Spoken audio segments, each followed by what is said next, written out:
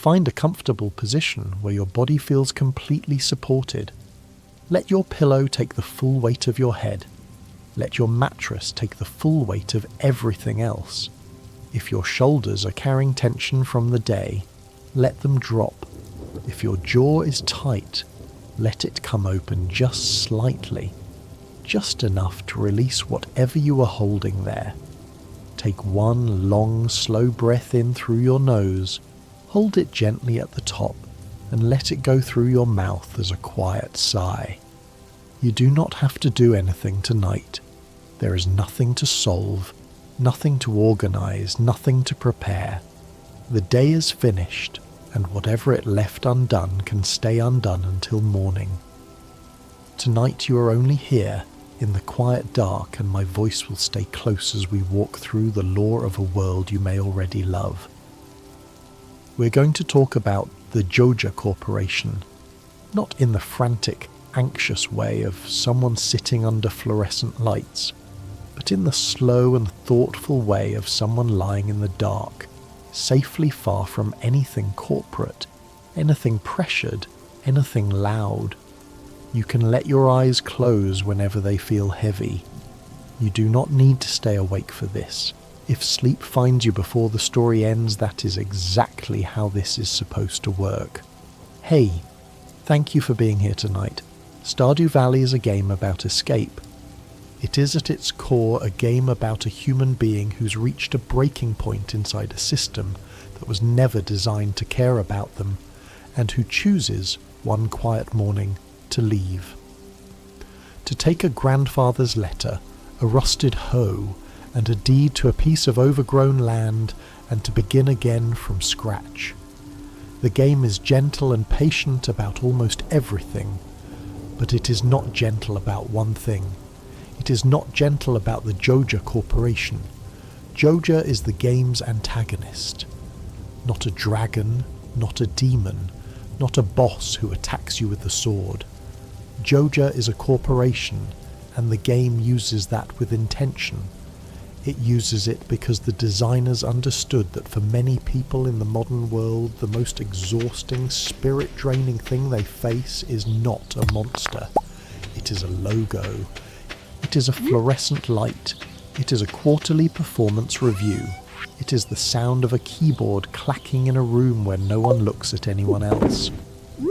Tonight we're going to walk through the complete story of Joja Corporation, its origins, its presence in Pelican Town, its people, its products, its philosophy, and the way the valley ultimately responds to it. We're going to observe it calmly, from a comfortable distance, the way you might watch rain fall through a window while wrapped in a blanket.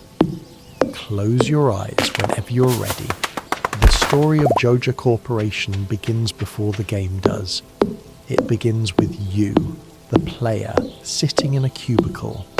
This opening is one of the most deliberately uncomfortable moments in Stardew Valley. The game does not ease you in with a vibrant splash screen or an exciting action sequence. It starts slowly, honestly, with a grey rectangle. The screen shows an overhead view of an anonymous open-plan office, stretching infinite in all directions, row after row after row of cubicles. Each one is identical to the one before it and the one after it, defined by the same low-grey fabric panels, the same cold desk surface, the same glowing monitor. The lighting overhead is fluorescent white, not warm, not soft. It is the kind of light designed to keep people awake, to eliminate shadows, to prevent any sense of natural time passing. You're in one of those cubicles. Your character sits at the desk, typing. There is no music that makes this feel dramatic or heroic.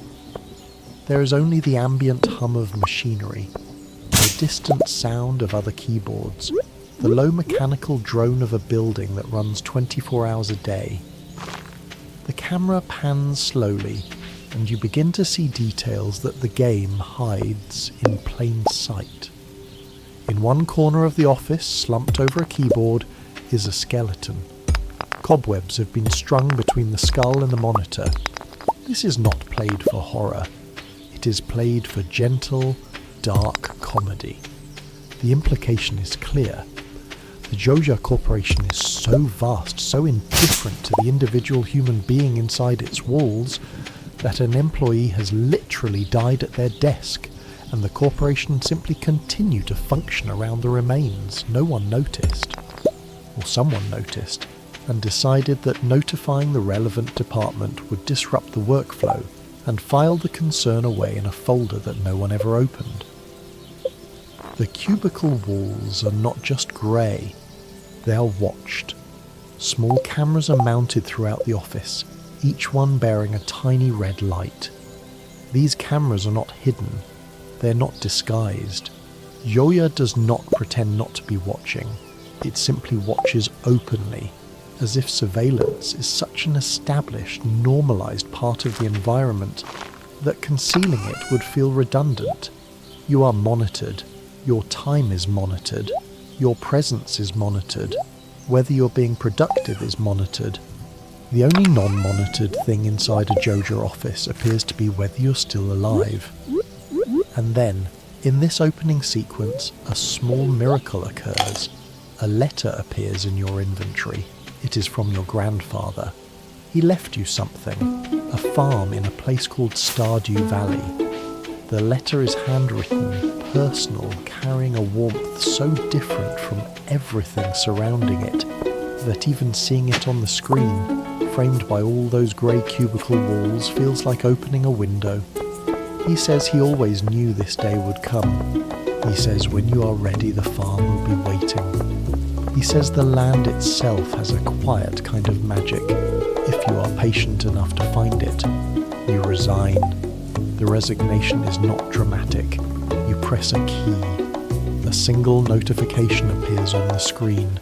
And then you are gone, and the cubicle closes behind you, and the fluorescent light has one less person to illuminate. The grandfather is never seen in the game. He exists only as a voice in letters, as a presence felt through the farm he left behind, and as a kind of moral conscience for the entire experience you are about to undertake. His name is not given. What the game communicates about him is communicated through the farm itself. He worked this land for a long time, long enough for the soil to know his hands, long enough for the trees he planted to grow tall, long enough for the valley to keep something of him after he was gone. The farmhouse you arrive in is small and weathered. The fields around it are overgrown with weeds, strewn with stones, crisscrossed with fallen timber. He had not been able to tend it lately.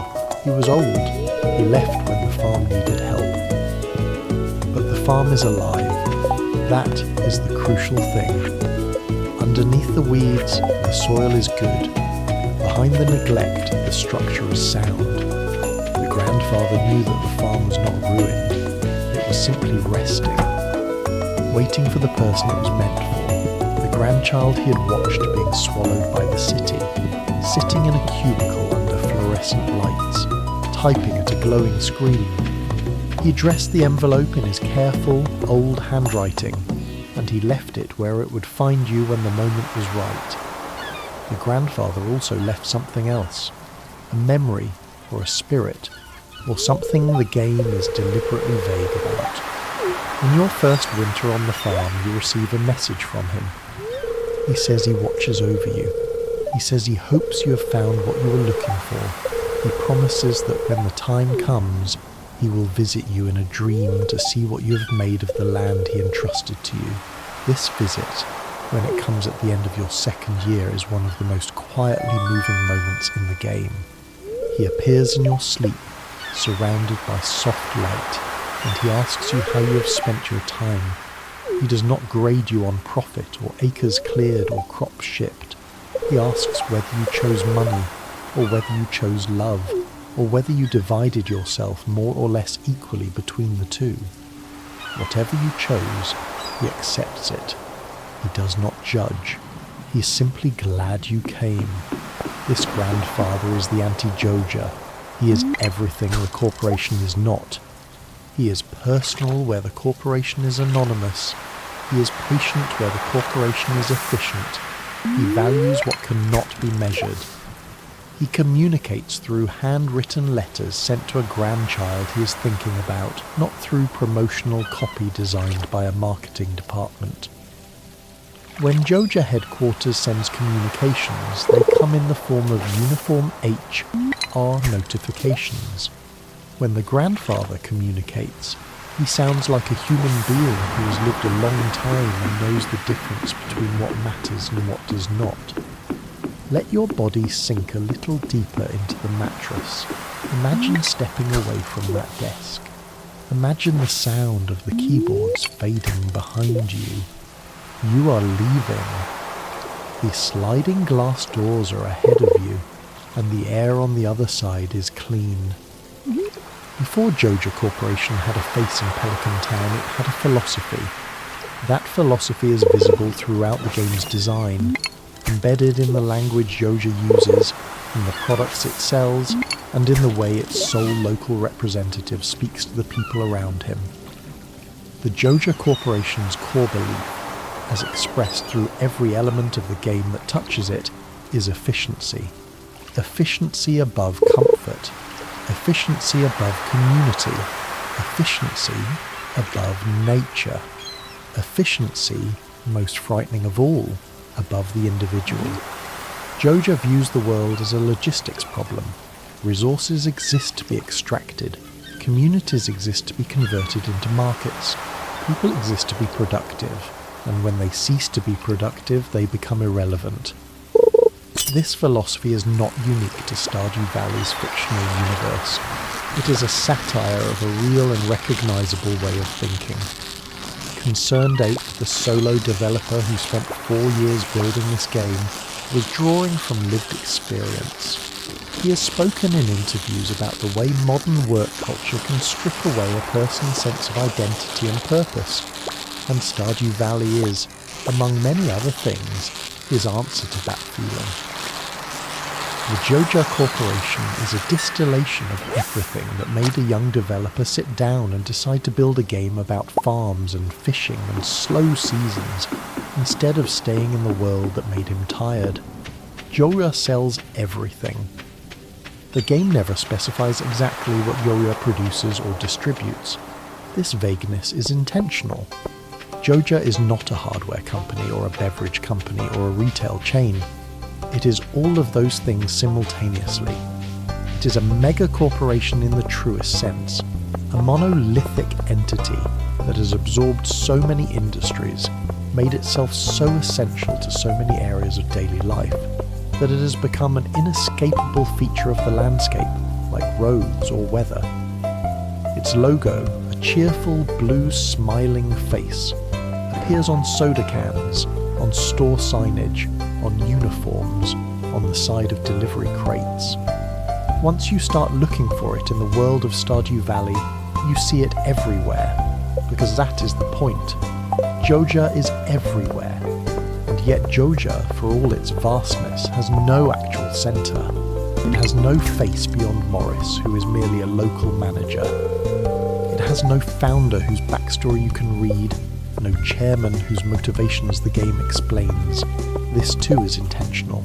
Joja's featurelessness is part of its horror. The dragon has a lair, a name, a history, a reason. Joja simply is. It has existed long enough and grown large enough that asking where it came from or why it does what it does feels like asking why the weather is cold. It is simply the condition of the world.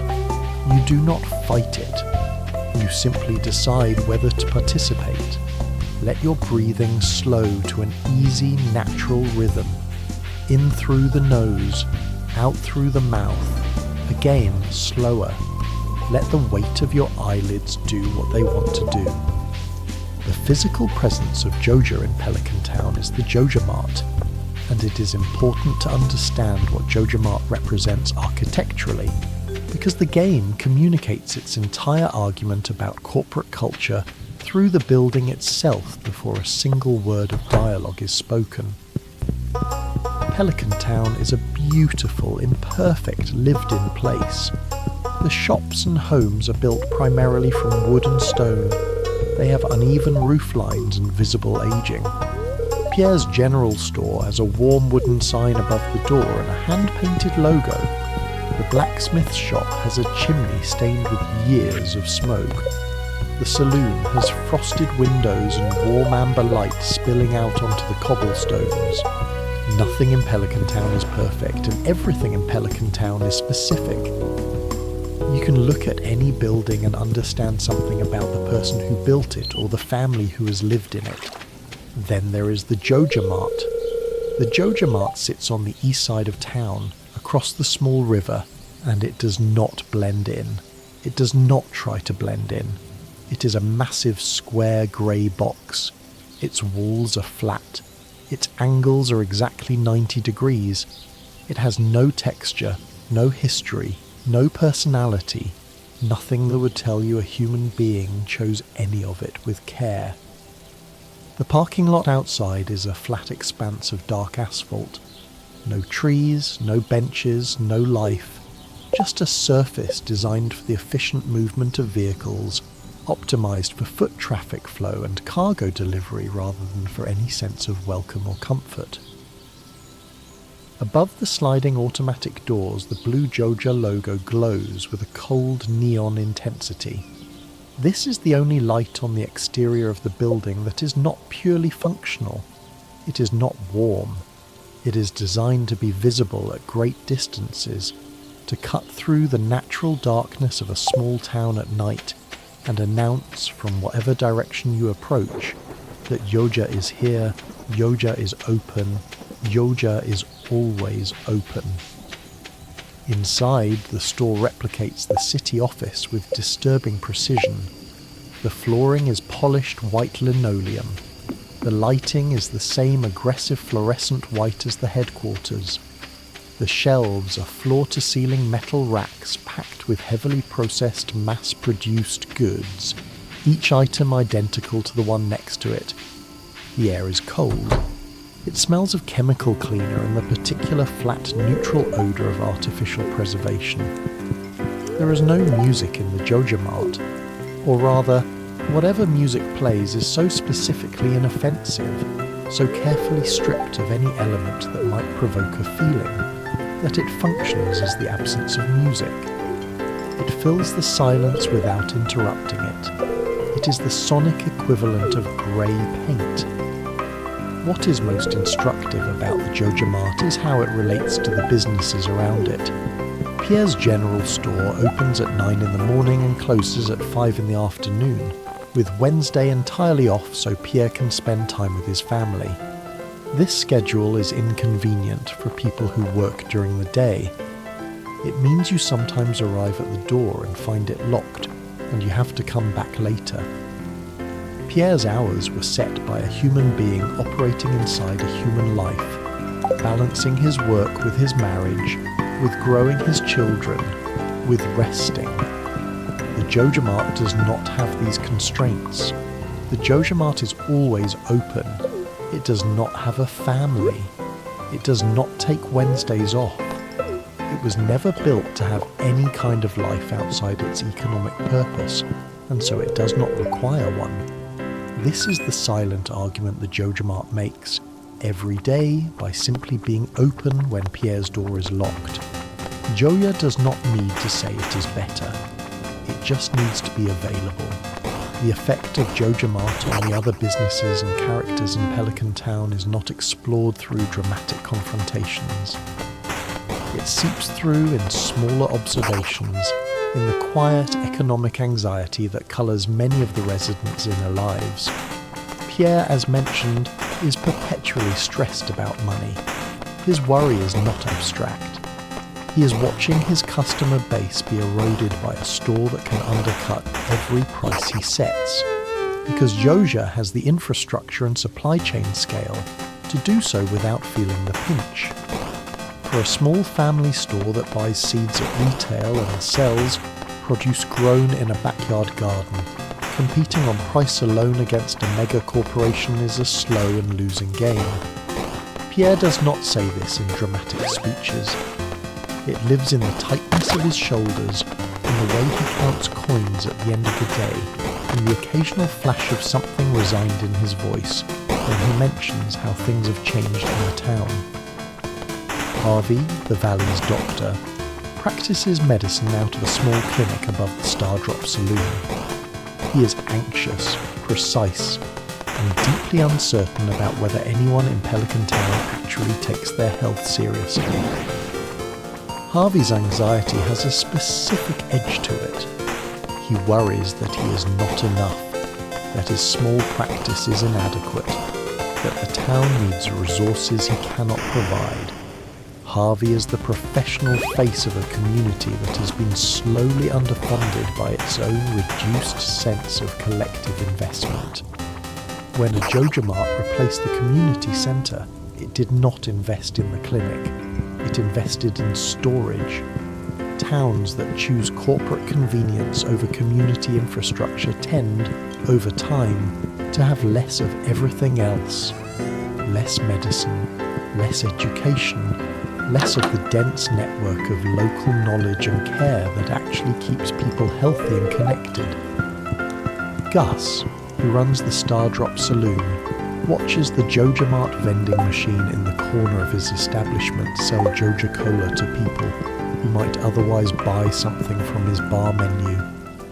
He does not appear to be bitter about this. Gus is one of the most genuinely warm, generous people in the game, someone who remembers every person's name and asks about their week and refills the snack bowl without being asked. He has built something the Joja Mart could never build, a place where the warmth is real, where the conversations at the bar matter, where the food is made by a person who cares about the food. The vending machine hums in its corner and sells its corporate cola and cannot compete with the particular something that makes a place rather than a service provider, but it keeps trying. Because that is what Joja does. It keeps being available. Demetrius, the scientist who lives with Robin and their children, studies the natural ecology of the valley. He's intensely focused on the fish populations in the mountain lake, on the biodiversity of the local flora, on understanding the systems that keep Stardew Valley chemically and biologically balanced. Demetrius's research is, in the quiet background of the game's lore, the scientific argument against Joja. The valley's natural systems are specific, fragile, and interconnected in ways that the corporation has shown no interest in understanding.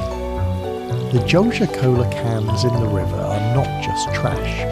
They are a pressure on an ecosystem that Demetrius has been quietly monitoring, that has its own logic and its own requirements, that does not reorganize itself according to corporate development forms. Let your muscles release, starting from your toes. Let each one uncurl. Let the arches of your feet soften. Let your calves relax. Work your way slowly upward, letting everything go, vertebra by vertebra, shoulder by shoulder. The manager of the Pelican Town Joja Mart is a man named Morris, and Morris is one of the most perfectly drawn minor antagonists in modern gaming. Morris is not evil in the traditional sense. He does not want to harm anyone. He does not plot or scheme or operate from any kind of malice. Morris is something more unsettling than evil. Morris is sincere. Morris genuinely believes in what he does. He has fully internalized the philosophy of Joja Corporation, absorbed it so completely that it has replaced everything that might have once been his own perspective. He speaks in the language of synergy and market dynamics, and customer acquisition, the way that someone else might speak about poetry or faith. He is a true believer, and his faith is in productivity. Morris wears a perfectly pressed suit. His tie is Joja blue. His hair is neat. His smile is wide, always wide, but the smile does not quite reach his eyes. And if you look at those eyes for long enough, there is something a little hollow behind them, like the fluorescent light of the store has been left on for so long that it has bleached out everything behind them. Morris's relationship with Pierre, the local shopkeeper, is one of the best illustrated conflicts in the game. Pierre runs a small general store on the northwest side of town. He grows and sells produce. He's loud, friendly, occasionally harried, deeply worried about money, and genuinely embedded in the community. He knows everyone who walks through his door by name. He's been serving Pelican Town for years. His wife Caroline tends the garden behind the store and hosts aerobics classes at the community centre when the seasons rotate. His daughter Abigail disappears to the graveyard to practice her flute in the evenings. Pierre's store is not just a business, it is a family's livelihood and a town's gathering point simultaneously. Morris views Pierre as an obstacle, not as a person, as a market inefficiency. Morris is known to walk directly into Pierre's general store, past the wooden door with the hand-painted sign, and loudly announce that Joja is currently running a 50% discount. He does this with the beaming enthusiasm of someone doing a public service. He distributes coupons, he talks about value and savings and customer satisfaction, ignoring completely the fact that he is standing in a competitor's store, undermining a family business in front of its owner and his family. Morris cannot see why this is offensive. The concept that Pierre's store might have value beyond its pricing structure, value as a community gathering place, as a source of locally grown food, as a family legacy, is invisible to the organisational framework Morris operates inside. Pierre stocks tomatoes.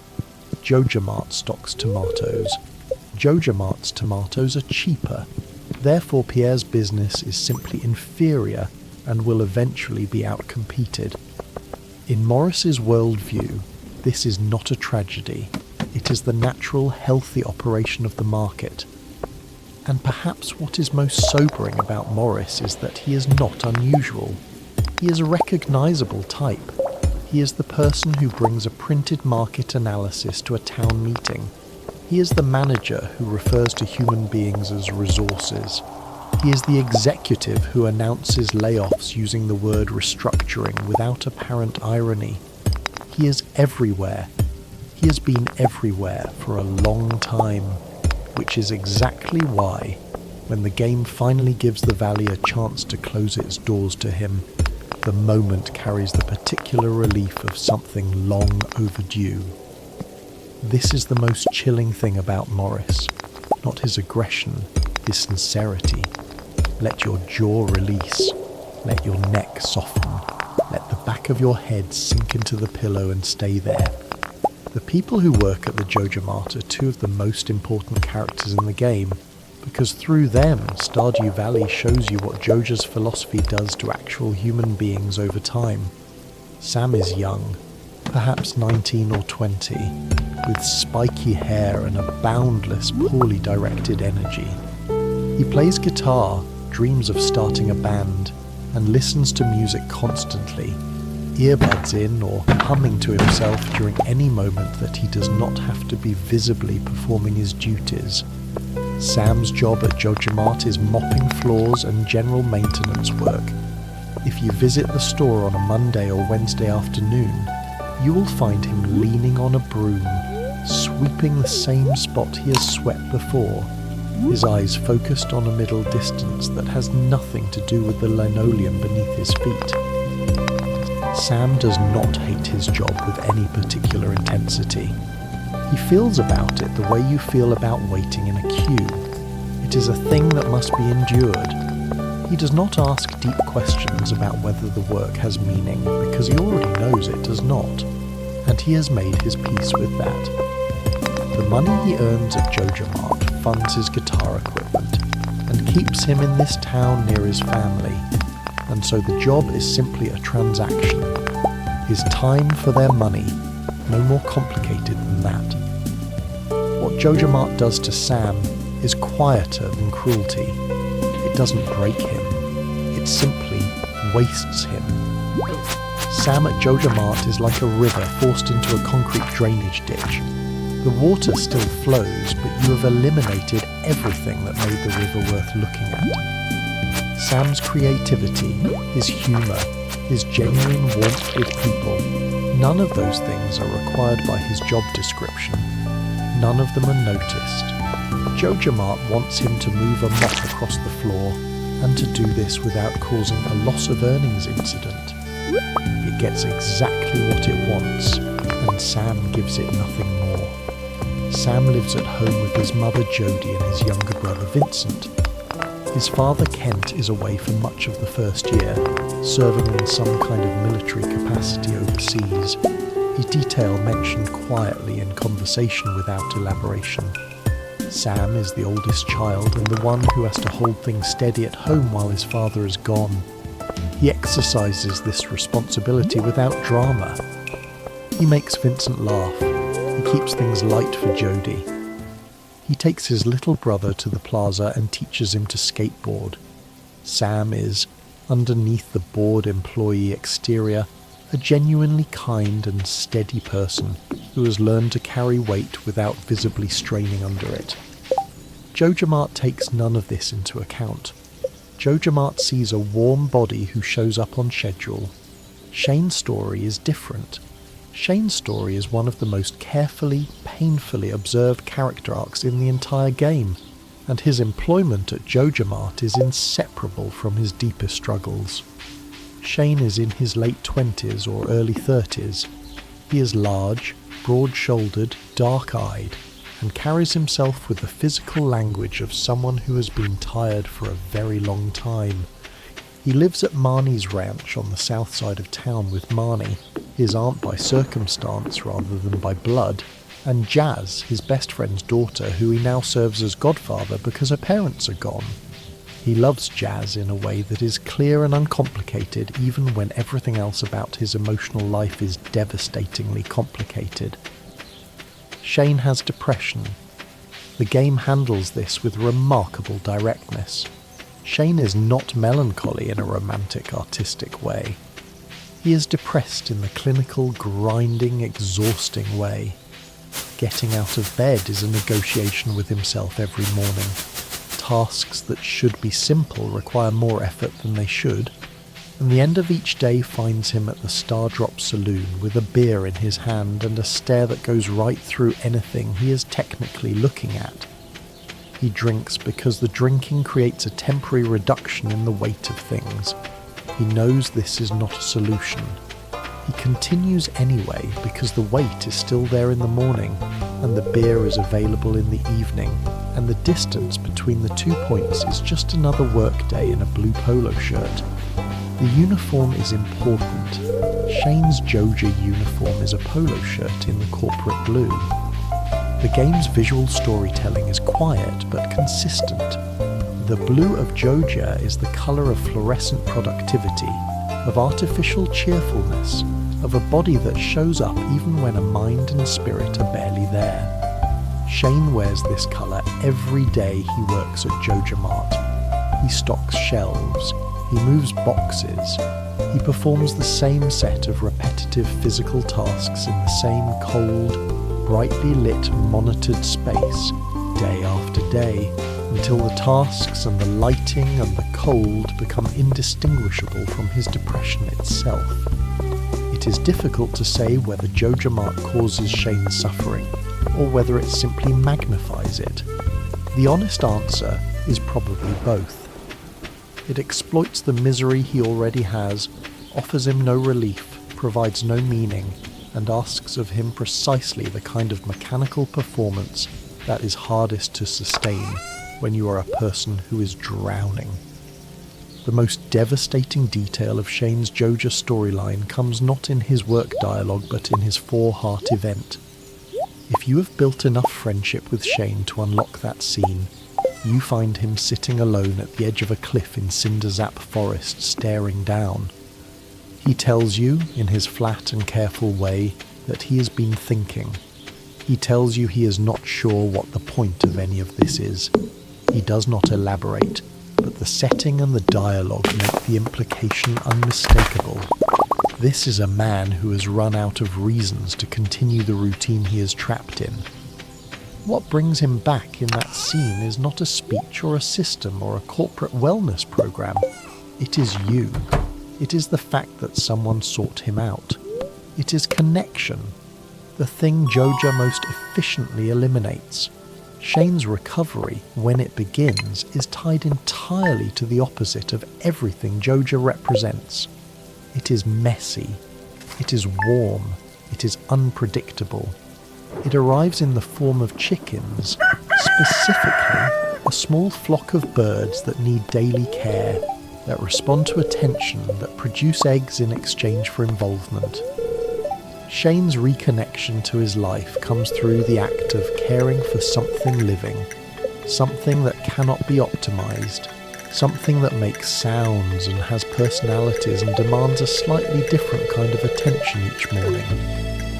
He starts breeding blue chickens, a variant that requires dedicated effort and patient attention to cultivate. This is everything Joja is not, and it is exactly what Shane needs.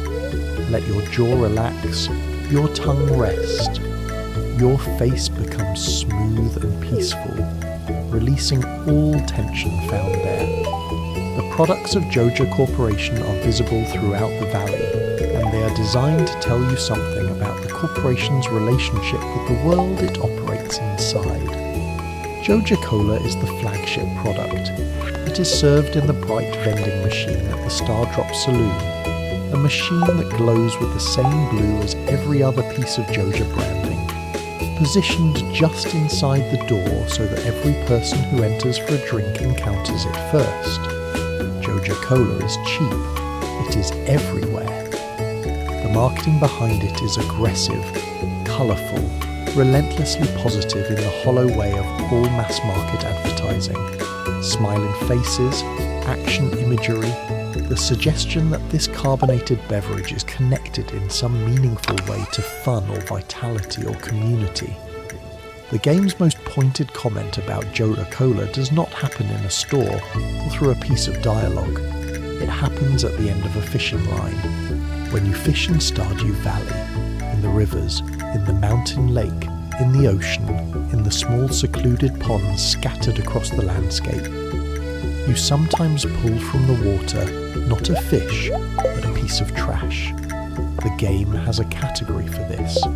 It is literally called trash. And among the items categorized as trash is the Joja Cola can. Soggy, waterlogged, tumbling up from the depths on the end of your hook. The corporation's most heavily advertised product is classified by the game's mechanical language in exactly the same category as broken glasses and wet newspapers and old boots. This is a careful piece of design. The Joja Cola can is not classified as an unusable consumable or a low-quality item. It is classified as garbage. The very earth that Joja has polluted has its own verdict on the corporation's most visible offering, and that verdict is, this does not belong here. This is waste. This should not be here, and finding it is not a discovery. Finding it is a reminder of something that should not have happened. Joja Blue is a follow-up product, a strange and alarming soft drink variant mentioned in the game's in-world advertising. It boasts that it contains 3 times the sorbitol, that it delivers a thick, sweet blast, that it is cheaper to buy than water. It proudly notes that it does not cause a significant erosion of the stomach lining.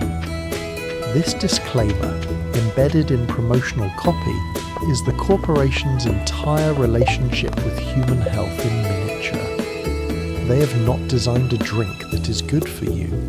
They have designed a drink that is not quite bad enough to require a warning label.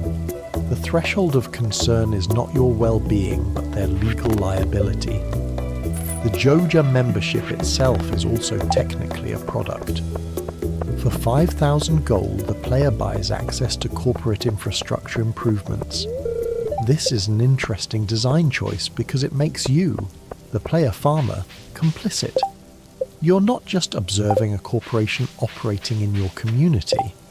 You're being offered the chance to buy into it, to participate, to let your checkbook speak where your values might otherwise. The membership card is a plain rectangle of corporate blue. It comes with no ceremony, no warmth. Morris hands it over with his wide smile, and the valley begins to change accordingly. Let the sounds of the night settle around you. If there is traffic outside, let it become a kind of white noise, meaningless and distant. If there is silence, rest inside it. Whatever you hear, let it belong to the room. Let it stay there. Let none of it require a response from you.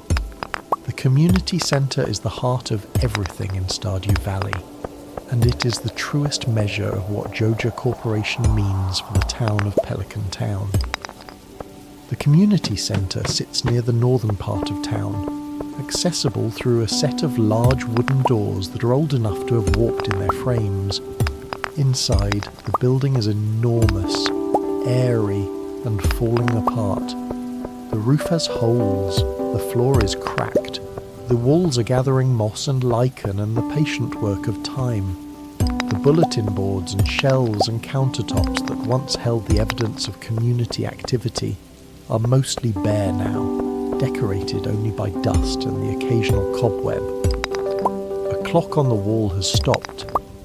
No one has wound it. At some point, everyone stopped expecting it to work. The community centre once brought the entire town together. It was a space for celebrations, for community events, for shared projects, for all the unscheduled, unoptimised, inefficient activities that make a collection of individuals into a community. When it fell into disrepair, it did not fall all at once. It fell the way most things fall in the real world, gradually, as people got busier, as the younger residents left for the city, as the older residents lost energy, as maintaining the space became one more thing that everyone assumed someone else would get around to. The elder residents of Pelican Town remember when the community centre was vibrant and full. Evelyn, the elderly woman who tends the garden boxes in the town square, recalls a time when the building was used regularly, when there were events and gatherings and a sense of shared life. George, her husband, who spends most of his days by the window in their home, bitter and isolated, was likely a different person when the community centre was a place to gather. The decline of the building and the disconnection of the town's older residents from each other and from the newcomers are not coincidental. They are the same process, seen from different angles. The community centre fell apart.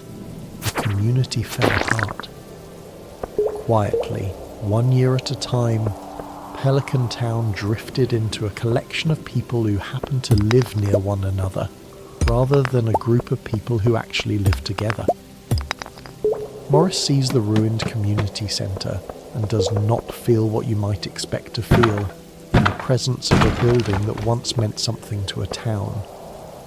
He does not feel sadness or regret or any of the things that tend to arise when a person encounters the ruins of something that mattered.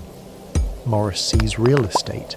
He sees square footage, load-bearing capacity, proximity to the road, and the possibility of a warehouse expansion. Morris's proposition is straightforward. He offers the town a business arrangement. If they sign over the deed to the community centre, Joja will convert the building into a Joja warehouse, a massive storage and distribution facility. In exchange, Joja will fund improvements to the town's infrastructure, the bridge that needs repairing, the bus service that has lapsed, the landslides blocking the mountain path, the minecart system, all of it, fixed, paid for by Joja in exchange for the building. He even offers the player themselves a Joja membership for a price. a monthly fee that subsidizes the infrastructure upgrades in lieu of restoring the community center through the Unimo bundle system. It is presented as a convenience, a time saver, a practical alternative for busy people who may not have a full year to spend on the community restoration effort. The game calls this the Joja route. It is a real, playable path. It works. The infrastructure gets fixed, the bus runs, the bridge gets repaired. The work is done efficiently and on schedule by Joja crews who arrive in the dead of night, when no one is watching, and perform their tasks with the mechanical speed of people who are paid by the deliverable, rather than the hour. But you will notice, if you are paying attention, that these crews do not interact with the town. They do not stop at the saloon for a meal, or wave to the people who come out to see what is happening, or ask anyone's opinion about how they might like the bridge repaired. They arrive, they work, they leave. The town has been serviced, the way a machine is serviced, without warmth or exchange or any sense that two parties have actually met. And the community centre itself, when the Joja warehouse conversion is complete, is gutted. The wooden walls are painted grey. The large windows that let in the morning light are blocked. Wooden pallets stacked with blue-branded cardboard boxes fill the space from floor to ceiling. The building that was once the gathering place for every season of Pelican Town's life becomes a storage unit for a corporation that does not live there, does not care about it, and will move on the moment the profit margins no longer justify the lease. The community has been efficiently managed. The space has been repurposed. The deal was good, technically, by every metric that Joja uses to measure deals. And yet, let your chest rise and fall without effort. Let the breath go wherever it wants to go. You're not doing anything. You're just here, breathing, existing, which is exactly enough. But the game gives you another choice, the other path. And when you take it, the story of the Joja Corporation becomes something else entirely. A ghost story about what happens when people stop believing in what a corporation is selling. If you choose not to buy a Joja membership and instead enter the community centre through those old warped doors and walk through the empty rooms, something extraordinary happens. In the dusty broken building you encounter creatures called Junimos. The Junimos are small. They might be 4 inches tall, round-bodied, leaf-haired, with enormous white eyes that regard you with a calm and ancient stillness. They communicate in a language that is not language so much as tone, a rising note for a question, a falling one for gratitude, a small clustering of sounds that you understand emotionally without translating intellectually. They are spirits of the forest, tied to the natural magic of the valley in ways that the game never fully explains, because some things in Stardew Valley are left in the proper, respectful way, as mystery, as something felt rather than defined. The Junimos have been living in the community centre. They've been there through all of its years of decline, sitting quietly inside the walls, watching the paint peel and the rain come through the ceiling. They are not angry about the decay. They seem simply to be waiting for someone to care again. The wizard, M. Rasmodius, lives in a tall tower on the edge of the Cindersap forest. He is one of the most mysterious figures in the valley, an ancient practitioner of forest magic who has lived in Pelican Town longer than most of the current residents can remember. He knows what the Junimos are. He knows what they want. He tells you, if you speak to him early in your friendship, that the community centre is filled with forest spirits who have written in a language he can translate. He provides you with a magical elixir that temporarily restores your ability to understand the ancient tongue of the forest. When you drink that elixir, the books and scrolls in the community centre suddenly become readable. You understand, without fully understanding how, what the Junimos are asking for. Not money, not efficiency, not a contract with favourable terms. They are asking for proof. Proof that the valley still grows, that the seasons still cycle, that the people here are still connected to what the land produces. They want a melon grown under a true summer sun, and a catfish pulled from a river during a real rain, and a gold bar smelted honest in a furnace, and 20 pieces of cloth woven from wool. They want the full evidence of a life actually lived in this place. When you bring these things, the Junimos dance. They take what you have offered and carry it away somewhere you cannot follow, into the walls of the building, into the old wood itself, and when they emerge again, a small portion of the community centre is restored. Brighter, cleaner, alive again in a quiet, organic way that has nothing to do with clean linoleum and everything to do with what the building used to mean.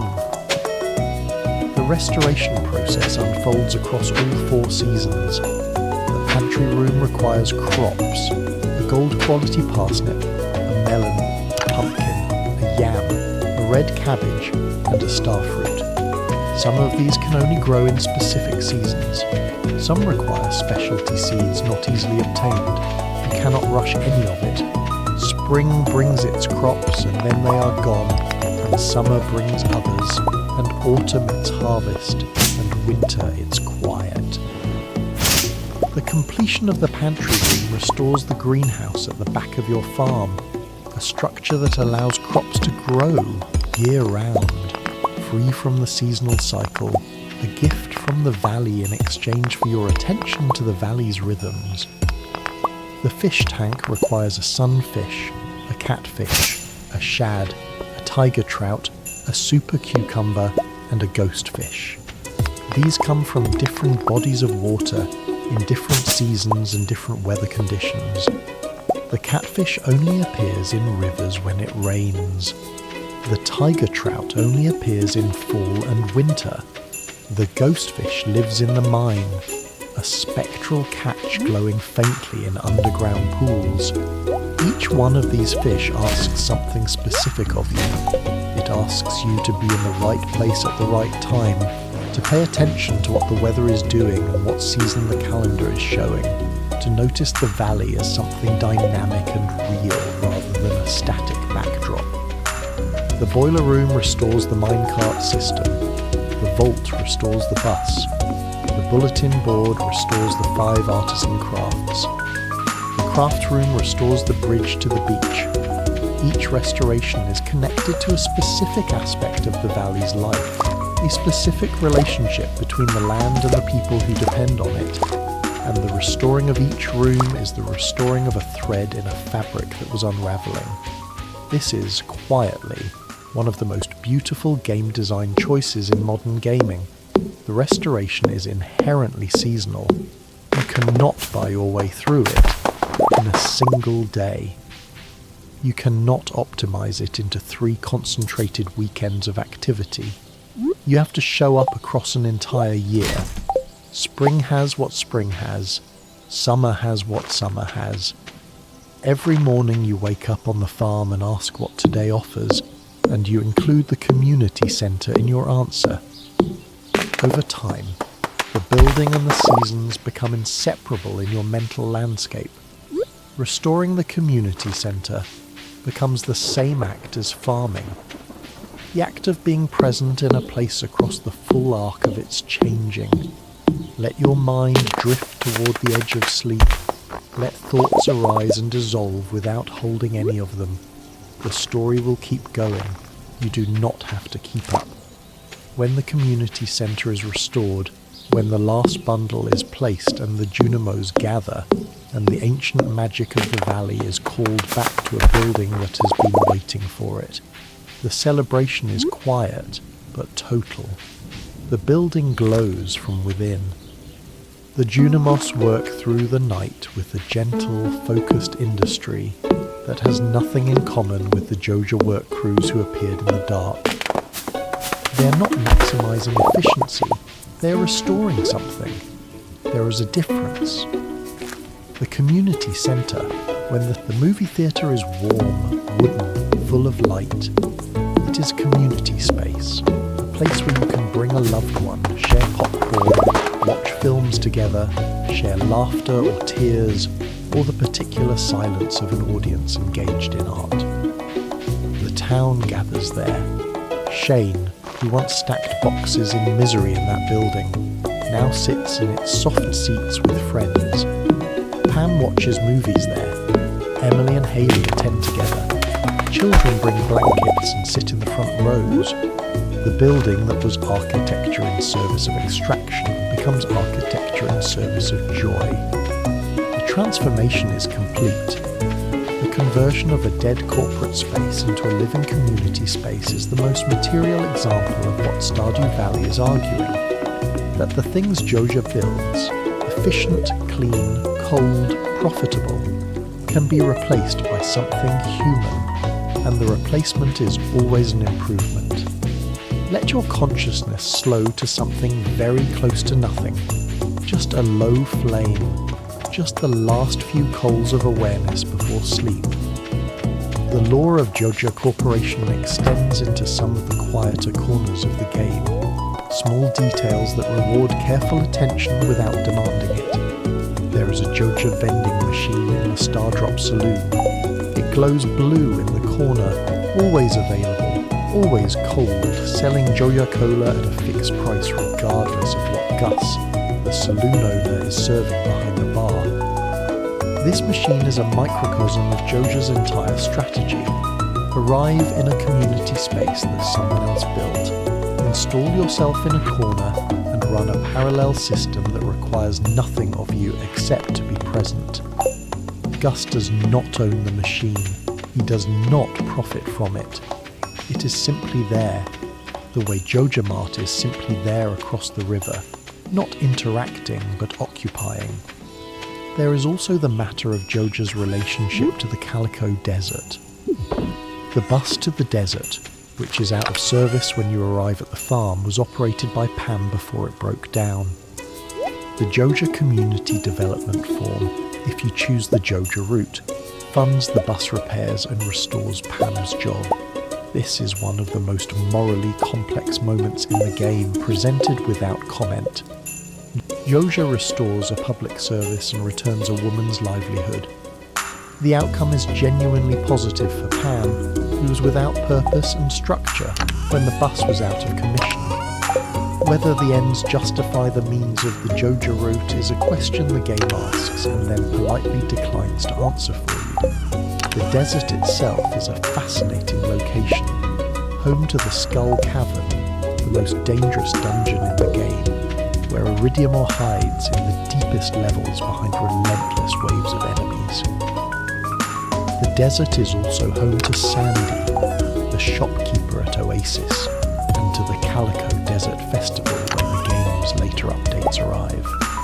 The bus to the desert, whether restored by Junimo bundles or by Joja money, opens the same doors.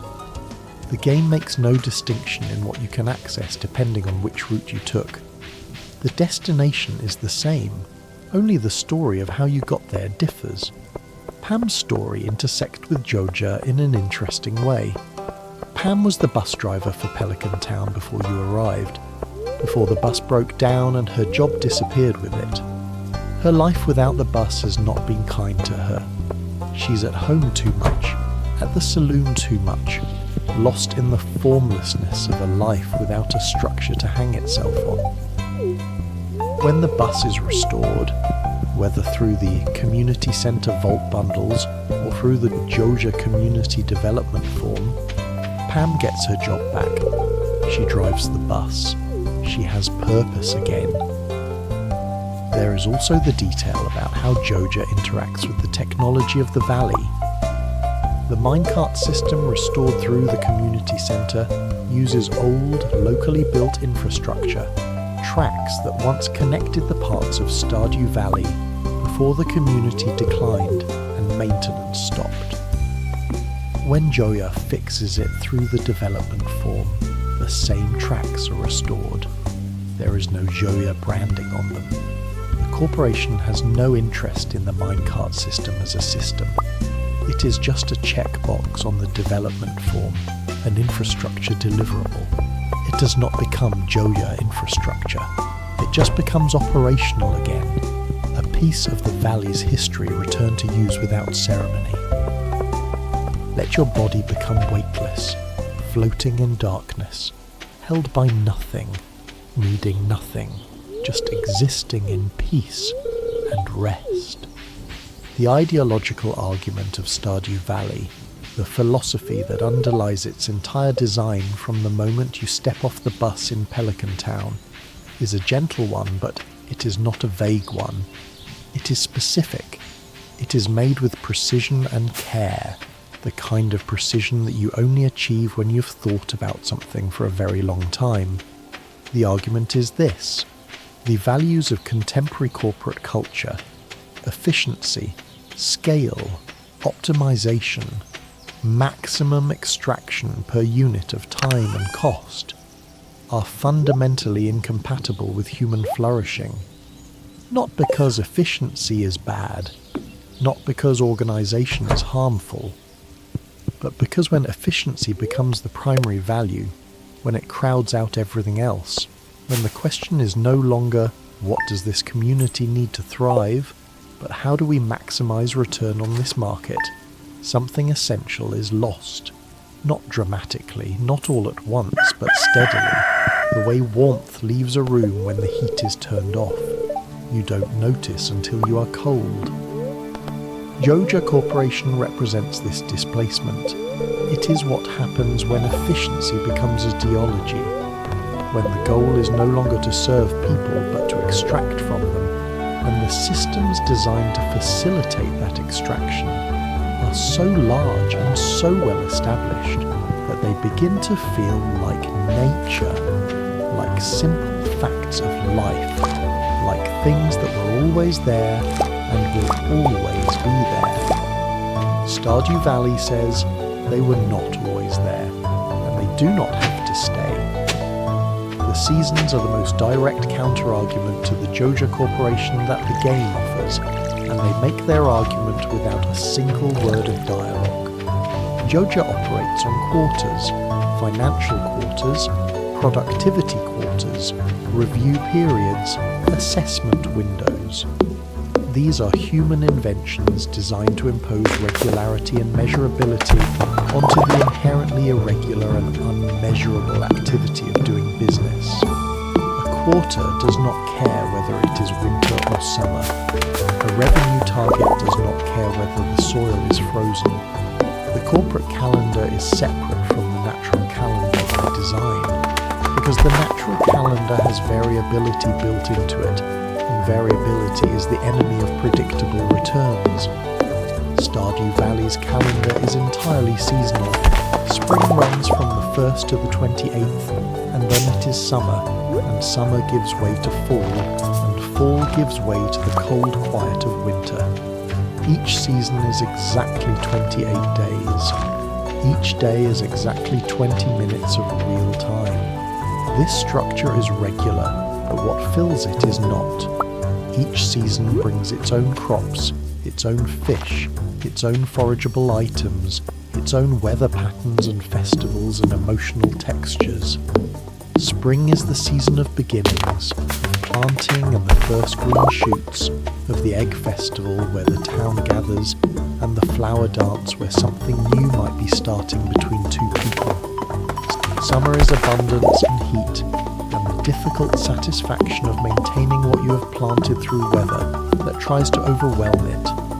Fall is harvest and slowing, and the particular bittersweet quality of things ending, of crops coming in one final time before the freeze.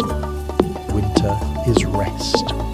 Winter has almost nothing to grow. It asks you to do other things, to fish, to forage in the snow, to go deep into the mines, to spend time with the people in town now that the farm does not demand constant attention.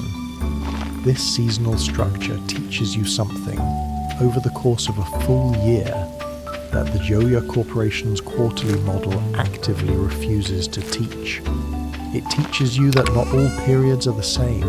It teaches you that rest is a part of the cycle, not a failure of efficiency. It teaches you that what you plant in spring you will not harvest until summer, that time goes at its own pace and cannot be optimized, that the 28th day of fall arrives exactly when it arrives, not a moment sooner, regardless of how productive you have been. Joja's model says every period should be as productive as every other period, because if it is not, something has gone wrong. The Valley's model says winter is winter, and what winter offers is not less valuable than what summer offers. It is simply different, and different is not a problem to be solved. This is perhaps the deepest reason why Joja Corporation cannot take root in a community that is genuinely connected to Stardew Valley's rhythms. Not because the people are particularly resistant to corporate incursion. Many of them are buying Joja Cola from the vending machine in the saloon. Not because the infrastructure is inaccessible. The Joja Mart is right there across the river, open late, well stocked. But because the life of the valley, the actual life, the festivals and the fish and the seasonal forage and the crops that grow and die and grow again, is organised around a completely different set of values, around patience, specificity, the particular beauty of things that take time. The valley cannot be efficiently managed, and so the corporation can efficiently manage the building it occupies, and the workers it employs, and the supply chains it runs, but cannot manage the thing that actually matters, the relationship between the people here and the land they live on. That relationship belongs to the seasons, and the seasons belong to nobody. The game offers you, the player, the option to restore what has been lost, not through argument or legislation or direct confrontation with Morris in a dramatic finale. Through farming, through fishing, through growing things and harvesting things and giving things to people, through showing up every day, asking the valley what it needs and providing it, through allowing the rhythm of seasons and soil and rain to govern your time rather than the demands of a productivity quota. The Joja Corporation cannot survive in a town where people have decided to care for one another. It needs passivity, it needs fragmentation. It needs a community where individuals are isolated enough, tired enough, distracted enough, that the only available option is what Joja provides. When the community reconnects, when Pierre's store is full, and Shane has his chickens, and the Junimos are dancing in the community centre, when everyone knows everyone else's name and season and favourite gift, Joja has nothing left to sell. The market has been eliminated by the simple act of people loving the place where they live. And this is not an accident of game design. Concerned Ape built this intentionally. He built a game in which the act of caring, daily, patient, unglamorous caring, is the mechanism of victory. You do not defeat Joja by fighting Joja. You defeat Joja by building something it cannot compete with, because what it cannot compete with is genuine. Let your breath keep doing its work without any help from you. Let your body decide everything from here. Let your mind go wherever sleep takes it. There is a question that Stardew Valley leaves open, and it is the most honest thing about the game. The question is, what happened to the people who stayed in the city? You left. Your character left the cubicle and the fluorescent lights and the skeleton in the corner, and you built something real in a valley that needed you. The office is still there. The cameras are still blinking red. Other people are still typing at their desks, and some percentage of them are exhausted in the same way you were exhausted, and their grandfather did not happen to leave them a farm, and the bus out of the city does not stop near where they live.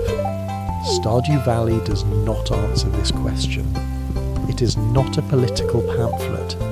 It does not tell you what to do about the Joja corporations of the real world.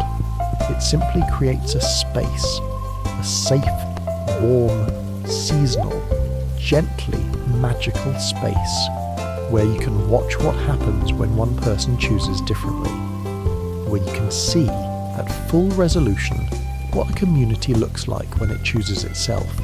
The game is not saying that everyone can have a farm. It is not saying that individual withdrawal from corporate systems is sufficient to change them. It is saying something quieter and perhaps more important. It is showing you what flourishing looks like. It is building a visual and emotional vocabulary for the kind of life that corporate efficiency most aggressively tends to eliminate, so that when you see the Joja Mart and you feel something wrong about it, you have a language for that wrongness, so that when you feel the satisfaction of dropping a melon into the pantry bundle and watching the Junimos celebrate, you understand what that satisfaction is made of, so that when Morris is driven out of town and Pierre straightens up and the community centre glows in the morning light, you know, in your whole body, that something true just happened. Let your thoughts become whispers, then silence, then nothing at all, just emptiness and peace and rest. Tonight the Joja logo is off. The parking lot is dark and quiet. The screens in the cubicle office are blank. The fluorescent lights, somewhere in a grey city far from the valley, continue their hum, but you cannot hear them. They are too far away. They have always been too far away on nights like this, when you're comfortable and resting, and the only thing that matters is the weight of your blankets and the slow rhythm of your breathing. You're not in a cubicle. You're not under surveillance. No metric is being collected from you. Nothing you do tonight will be entered into any kind of quarterly review. Tonight you are simply a person who is resting inside a body that is doing exactly what bodies are meant to do when the day is finished and the dark is kind. The valley is quiet. The rivers are moving, the water cold and clear, unhurried, finding its path through stone and root and the patient earth. The crops in the fields are dark and still, growing at their own pace, the pace that cannot be accelerated by investment or optimized by analysis. The animals in their barns are breathing slowly, sleeping in the particular profound way that animals sleep, completely, fully, without reservation. Sam is home with his guitar, probably still noodling through something that might be a song or might not be, his fingers moving quietly on the strings while Vincent sleeps in the next room. Shane has gone out to check on his chickens one last time, the way he always does before bed. He opens the coop door and counts them in the dark by the sound of their breathing, and the chickens are fine, warm and rustling, and the blue ones shift slightly when they hear him come in. He comes back inside feeling like himself in a way that took a long time to feel possible. He will sleep tonight. That is not a given for everyone. For Shane, it is worth noting. Penny is reading, probably with a lamp on and a blanket across her lap, in the reading garden or on the couch in the farmhouse, wherever she has decided to be tonight. The book is something she has been looking forward to for a while. She does not rush through it. She's not reading to finish. She's reading to be inside it. The Junimos have settled into the restored community centre, visible only as small warm lights moving through the darkened rooms, doing whatever it is they do when no one is watching. They do not need much. They never did. They needed the valley to be cared for, and now it is. And so they rest inside the building they helped restore, content in the particular way of beings who exist in deep alignment with the world around them. The Joja Mart is a movie theatre now. The grey walls are gone. The neon logo is gone. The fluorescent lights are gone. Inside there are chairs and a screen and the particular smell of popcorn, and tomorrow there will be people there who came to laugh or cry or simply sit in the dark with someone they love. The building hums not with the sound of machinery, but with what it is about to be used for, with potential, with warmth. Morris is somewhere else. He has almost certainly found another market, another town, another opportunity. He is probably filing paperwork. He is probably behind a new desk under new fluorescent lights, looking at a new map. He is probably smiling that wide and sincere and completely empty smile. But he is not here. He is not here. And the valley does not miss him. And the valley is doing exactly what the valley does on a quiet night in the time between one day and the next. It breathes. It rests. It grows. Somewhere in the valley, Robin is asleep in her bedroom above the carpenter's shop, her tools cleaned and resting on their hooks, the warm smell of fresh cut wood still in the air. She has spent the day building something, a wall, a floor, a barn extension, a new room onto a farmhouse that someone decided they were ready to make bigger. Tomorrow she'll build something else. Robin is never not working on something, and her sleep is the deep, untroubled sleep of a person whose effort is tangible, whose work leaves a physical trace in the world, who does not have to wonder at the end of each day whether anything actually got done. Something always got done. She can measure it in sawdust. Linus is asleep in his tent near the mountain. His tent is pitched on a hillside overlooking the valley, and on a clear night you can see all the way to the ocean from where he sleeps, the dark water reflecting whatever moon is out. Linus has almost nothing by most conventional measures.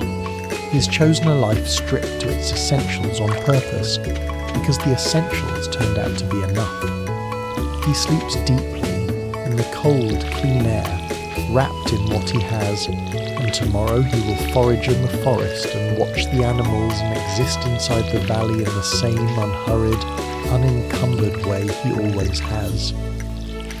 Evelyn's garden in the town square is quiet.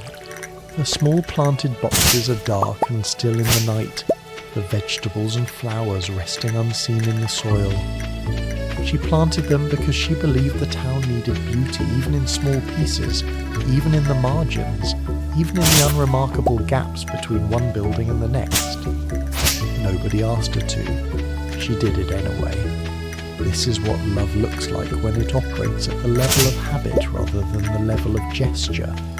Consistent, daily, unremarked upon, impossible to separate from the person who offers it.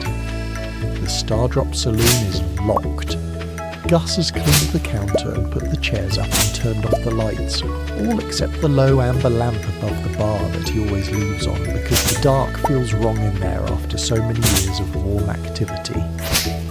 Tomorrow there will be people and conversation and Pam in her corner booth and all the rest of it. Tonight there is just the lamp and the quiet and the saloon settling into itself, the wood cooling slightly, the old building breathing in the particular way of buildings that have held a great deal of life for a very long time and are not in any hurry to stop.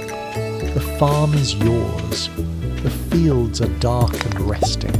The stars are out, and the valley seen from above is a patchwork of light and shadow and growing things, a lathe in the slow and patient way of places that have not been paved over, that have been allowed to keep their irregularity, their weeds, their mud, their unpredictable magic. Let the last threads of the day dissolve. Let tomorrow's concerns stay in tomorrow where they belong. You have done what was required of you. The farm does not need you right now. The seasons will continue. The crops will grow. The animals will be fine. Everything that needs doing will still be there in the morning, patient and quiet, waiting in the gentle way of things that belong to a place that moves slowly. You're allowed now, fully and completely allowed to stop. The farm is quiet. The town is quiet. The community centre glows faintly through its restored windows, a soft warm light that asks nothing of anyone, that simply is. The valley is asleep, and now gently without any effort at all so are you. Rest deeply. Good night.